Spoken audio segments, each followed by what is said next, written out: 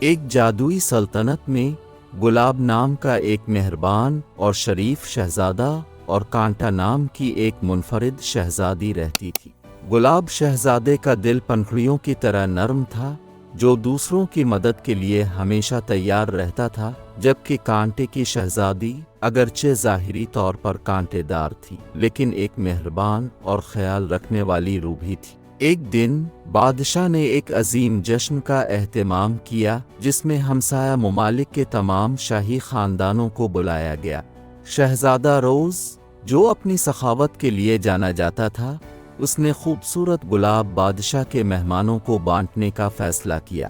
تاہم کانٹے کی شہزادی کو محسوس ہوا، کیونکہ اس کا باغ کانٹوں سے بھرا ہوا تھا اور وہ گلاب جیسی خوبصورت چیز پیش نہیں کر سکتی تھی۔ کانٹے کی شہزادی اپنی اداسی کا اظہار کرتے ہوئے گلاب شہزادے کے پاس پہنچی۔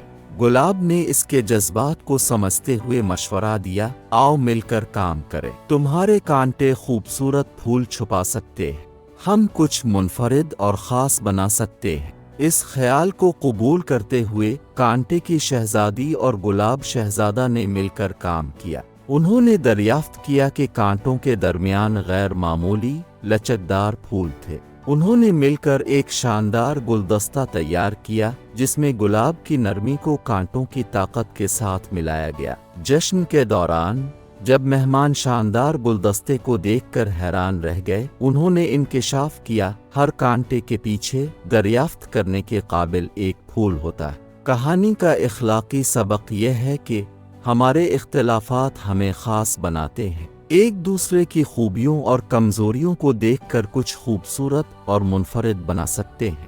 گلاب شہزادے اور کانٹے کی شہزادی کی طرح آئیے اس جشن کو منائیں اور ہر کانٹے کے اندر چھپی خوبصورتی کو تلاش کریں۔